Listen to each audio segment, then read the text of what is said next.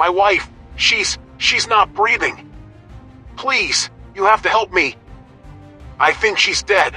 Sir, please stay calm. What happened? Where are you? I don't know. She drank something. I think it was too much. Please, hurry. As the sirens blare, the story takes us back to a time when the couple's once thriving relationship began to unravel. Daniel and Melissa had been married for several years, their relationship built on trust, love, and an eagerness to explore new experiences together. Now in their 30s, they had reached a point where routine had started creeping into their marriage, and both longed to reignite the passion that once burned between them. Melissa, always the more adventurous one, proposed an idea she had been fantasizing about for months, introducing a cuckold dynamic into their marriage. At first, Daniel hesitated. The idea of watching his wife with another man stirred conflicting emotions within him. The mere thought of it both intrigued and unsettled him. He loved Melissa deeply and wanted to fulfill her desires, yet a nagging sense of insecurity tugged at his mind. However, his love for her and their shared commitment to exploration made him push aside his doubts. He convinced himself that this experience could strengthen their bond and add a new level of excitement to their relationship. Melissa, on the other hand, was exhilarated by the idea.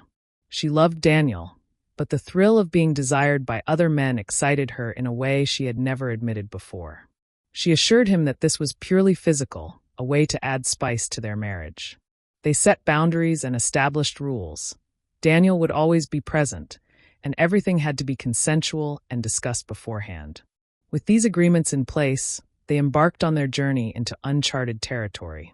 Their first encounter was nerve-wracking yet electrifying. Melissa's confidence shone through as she engaged with another man, while Daniel watched from the sidelines. He experienced a whirlwind of emotions: arousal, jealousy, curiosity. There was an undeniable thrill in seeing Melissa in a new light, uninhibited and filled with pleasure. He told himself this was what they both wanted, that he was in control of the situation. But as time went on, his emotions began to shift. As their experiment continued, Daniel found himself caught in a web of conflicting emotions. At first, he convinced himself that the jealousy he felt was just part of the process, something he could learn to manage. But with each encounter, his discomfort grew. He no longer saw their activities as just an adventurous experiment. Instead, they were becoming a source of deep emotional strain. Melissa, on the other hand, was thriving. She felt desired, empowered, and more connected to her own sexuality than ever before. The excitement in her eyes, the anticipation before each encounter, it was evident she was fully embracing this new dynamic. What was meant to be a shared adventure started feeling more like her personal indulgence. She reassured Daniel constantly, expressing how much she loved him and how this only made her appreciate their marriage more. But her words did little to ease his growing insecurities. The jealousy Daniel once thought he could control became unbearable. He began to withdraw emotionally, putting on a mask of acceptance while secretly battling feelings of inadequacy. He felt like an outsider in his own marriage, watching Melissa share intimacy with other men in ways that he once thought were exclusively theirs. Yet he stayed silent, fearing that voicing his concerns would make him seem weak or ruin the one thing that seemed to bring Melissa happiness. Resentment slowly seeped into their interactions. Conversations became shorter, filled with unspoken words and forced smiles. The emotional distance between them widened, though neither wanted to admit it. What was once an exhilarating experience designed to strengthen their bond was now unraveling the very foundation of their marriage. Daniel found himself standing at a crossroads. Should he continue suppressing his emotions to keep Melissa happy, or was it time to confront the reality of their situation? The night begins like any other for the couple. After another intimate session following their unconventional arrangement, the wife pours herself a drink, unaware that her husband has tampered with it. She consumes the beverage, and within minutes, she starts to feel unwell. She clutches her stomach, her breath growing ragged. Her limbs weaken, and panic flickers in her eyes. Daniel watches, his face betraying no emotion, only a lingering silence as she stumbles before collapsing onto the floor. A delayed sense of urgency kicks in, and he rushes to her side, shaking her frantically, calling her name. When she doesn't respond, he grabs his phone and dials emergency services, his voice controlled but firm as he reports that his wife has suddenly fallen ill. By the time the paramedics arrive, she is unconscious, her breathing shallow. Daniel steps back, watching as they attempt to resuscitate her. But deep down, he already knows the outcome. Minutes pass before one of the responders looks up at him grimly and declares her dead. The police arrive shortly after, securing the scene. Daniel, still composed, answers their questions calmly. He claims she had a habit of using enhancement drugs and suggests she may have taken an excessive dose without realizing it. His explanation seems reasonable on the surface, but something about his demeanor unsettles the officers. They take note of it but, for now, have no clear reason to suspect foul play. As the police begin their investigation, they document the scene, collecting the glass from which the wife drank and any other potential evidence. At first, it appears to be a tragic case of accidental overdose. The initial toxicology report supports Daniel's claim. The wife had consumed enhancement drugs in a dangerously high quantity. However, the investigators soon find subtle inconsistencies in Daniel's statements. His calm demeanor, the way he describes the events leading up to her collapse, it all seems rehearsed, too carefully worded. One officer in particular finds it odd that he didn't seem panicked when calling emergency services, nor did he attempt any form of aid before they arrived. He also made no mention of trying to stop his wife from consuming the drink, despite allegedly knowing about her tendency to take enhancement substances. The case, which seemed like an unfortunate accident, now raises more questions. The police decide to conduct a deeper investigation, reviewing phone records, speaking to close friends, and revisiting the events of the night in greater detail. They don't have concrete evidence of foul play yet, but something about Daniel's story doesn't sit right. Unbeknownst to him, the truth is beginning to unravel. The autopsy report arrives, revealing a shocking detail. The amount of enhancement drugs in the wife's system is far beyond what would be considered a self-administered dose. The medical examiner rules out accidental overdose, suggesting that the drugs may have been deliberately administered. This revelation turns the case from a tragic mishap to a potential homicide. Detectives bring Daniel in for further questioning. Though he maintains his innocence, his behavior raises suspicions. His calm demeanor, his contradictory statements, and his failure to show genuine grief begin to cast a shadow over his version of events. As investigators comb through the evidence, they make a crucial discovery. His fingerprints are found on the glass his wife drank from. While this alone isn't enough to convict him, it adds another layer to their suspicions. If his wife had been the only one using the drink, why were his fingerprints so prominently placed on it? Confronted with this evidence, Daniel tries to downplay it, claiming he merely handed the glass to her. But the detectives aren't convinced. They intensify their questioning, probing his story for inconsistencies. The pieces of the puzzle are beginning to fall into place. With mounting evidence against him, the police decide to take Daniel into custody. Though they lack direct proof of intent, the circumstances surrounding the case are enough for an arrest. Daniel protests his innocence, insisting that he had no reason to harm his wife. However, the detectives remain skeptical. As he sits in the interrogation room, his mind races. He had planned everything meticulously, yet now, the walls are closing in on him. What he doesn't realize is that the real bombshell has yet to drop. The police are about to uncover a detail that will change everything. The investigation is far from over. The interrogation room is sterile and cold, its fluorescent lights casting a harsh glow on Daniel's face. He sits stiffly in the metal chair, his hands folded on the table, his expression unreadable. Across from him, two detectives exchange knowing glances before one leans forward, his voice firm but calm. "We've gone over the evidence, and things aren't adding up," Detective Morrison states, placing a folder on the table. "Your wife had an unusually high dosage of enhancement drugs in her system, far more than a normal intake. We also found your fingerprints on the glass she drank from." Daniel shifts slightly but maintains his composure. "I already told you, she took those drugs regularly. Maybe she miscalculated the dose. I had nothing to do with it." Detective Riley tilts her head, studying him. "Then why do your statements keep changing? First, you said she wasn't feeling well before she drank. Then you said she was perfectly fine and collapsed suddenly. Which one is it?" Daniel swallows hard. I was in shock. I wasn't thinking straight. The pressure mounts as the detectives continue their questioning, pointing out inconsistencies, prying at his rehearsed answers.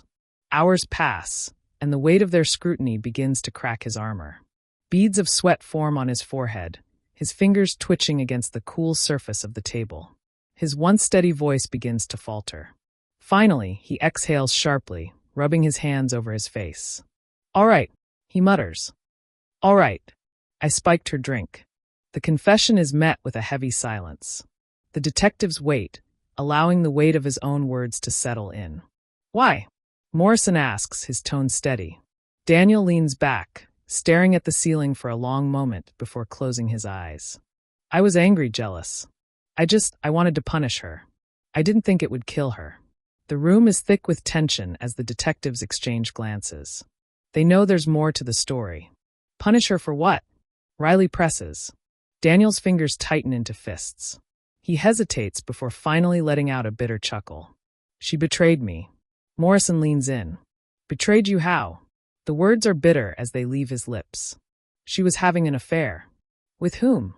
Riley asks, already sensing the weight of the revelation. Daniel's jaw clenches. "My cousin." The air in the room grows heavier. Morrison and Riley exchange a look, their suspicions confirmed. Daniel exhales shakily and continues, his voice raw with emotion. "I found out just days before she died. I wasn't supposed to know. She was careful. But I saw the messages on her phone. The late nights, the secrecy, it all made sense. I confronted her, but she denied everything. Called me paranoid. But I knew." His fists tremble as he recounts the moment he decided to act. "That night, I couldn't stand it anymore. I thought maybe if I pushed her limits, if I made her uncomfortable, she'd confess. I spiked her drink with more than usual. I wanted to see her vulnerable, to make her tell the truth. But I never meant for it to go that far." His voice cracks, his confession spilling out like a flood he can no longer contain. "I just wanted her to suffer the way she made me suffer. But she never woke up." Silence follows his final admission. The detectives have heard confessions before, but this one carries a particular sting, a mix of resentment, love, and a fatal miscalculation. Morrison leans back, his expression unreadable. "So, you killed her because of an affair?" Daniel lowers his head, his voice barely above a whisper. "I didn't mean to. But yes." With that, the case takes a new turn. What was once seen as a tragic accident is now a crime of passion, fueled by betrayal and jealousy. Daniel, once so composed, is now just a broken man drowning in the weight of his own actions. And outside the interrogation room, justice begins to take its course. Daniel sat in the dimly lit interrogation room, his mind drifting back to the past. His cousin Ryan had always been more than just family. He was like a brother. They had grown up together, running through the fields near their childhood home, playing video games late into the night, and sharing secrets that no one else knew. Their bond was unbreakable, or so Daniel had always believed. As kids, they had been inseparable, laughing at inside jokes and defending each other against school bullies. Their families often joked that they were two sides of the same coin. Even as they grew older, that closeness remained. They celebrated each other's milestones, birthdays, graduations, promotions. When Daniel got married, Ryan was his best man, standing proudly beside him at the altar. But all of that was a lie. The man he trusted the most had been betraying him in the worst possible way. Daniel clenched his fists, his nails digging into his palm as he relived the moment he realized that his closest friend had stabbed him in the back. The signs had been there all along, subtle at first but undeniable as time went on. A hushed phone call that ended the moment Daniel walked into the room. A stolen glance between his wife and Ryan during a family gathering. The way Melissa would disappear for hours with vague explanations. It wasn't until one evening, when Daniel borrowed Melissa's phone to check something, that everything came crashing down. His fingers hovered over the screen as he scrolled through the messages. What he saw made his stomach churn. "Ryan, can't wait to see you again. Last night was incredible. Melissa, I miss you already. Wish we didn't have to hide." His heart pounded in his chest. He wanted to believe there was some mistake, but the evidence was right in front of him. His wife and his cousin had been sleeping together behind his back. For how long? Weeks? Months? The confrontation that followed was explosive. Melissa, trapped and unable to deny the truth, broke down and confessed. She had been involved with Ryan for months. "It wasn't supposed to happen," she had sobbed. "I never meant to hurt you." But her words meant nothing. The damage was done. Daniel's world, his marriage, his trust in his closest family member, everything had been shattered. The confrontation with Ryan was even worse. Daniel had stormed into his cousin's apartment, fists clenched, eyes burning with rage. Ryan had been sitting casually on his couch, watching a game on TV, completely unaware of the storm that was about to hit him. "How could you do this to me?" Daniel demanded, his voice shaking with fury. Ryan barely looked up. "Daniel, man, it just happened." Those words sent a fresh wave of rage through Daniel. "Just happened," he spat. "You were my best friend. My brother. And you went behind my back with my wife." Ryan sighed and finally met his gaze, but there was no remorse in his eyes. "Look, I'm sorry you had to find out this way. But Melissa and we had a connection.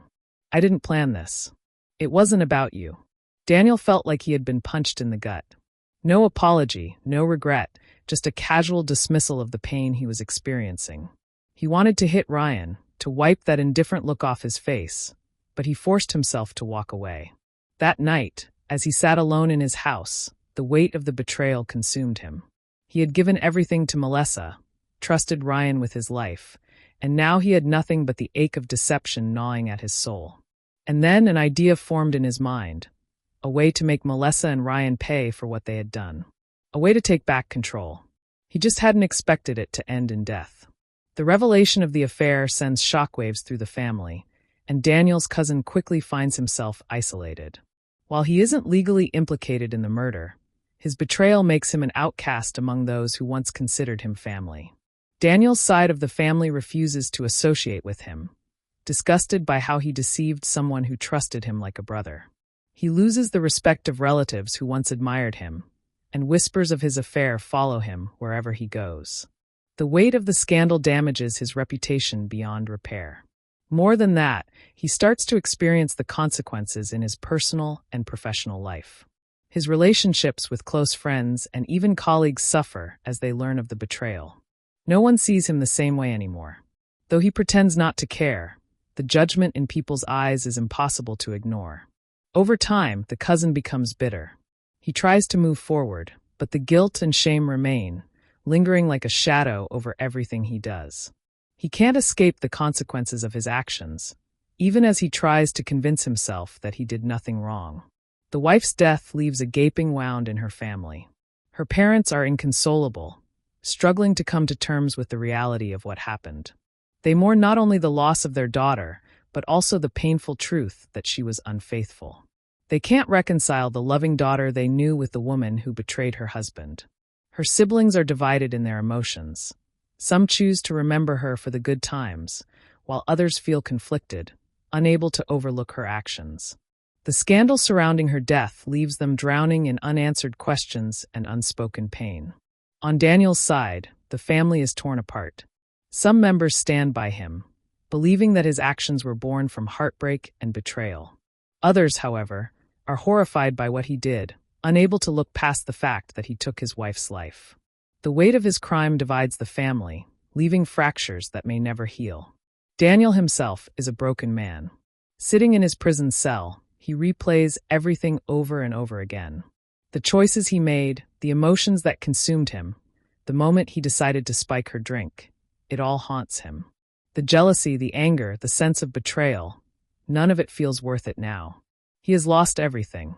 As he stares at the cold prison walls, he realizes that, in the end, no one truly wins. The wife is gone, the cousin is disgraced, the families are shattered, and he is left with nothing but regret. He realizes now that it wasn't just the affair that destroyed him. It was his inability to face his emotions, to communicate, to deal with his pain in a healthy way. If he had confronted his wife, if he had walked away, if he had sought help instead of revenge, everything might have been different. The weight of his actions crushes him. He doesn't expect forgiveness. He doesn't believe he deserves it. All he has left now are the ghosts of his past and the endless torment of knowing that he is the reason everything fell apart. In the silence of his cell, Daniel finally understands the true cost of his choices, and it is a price he will pay for the rest of his life.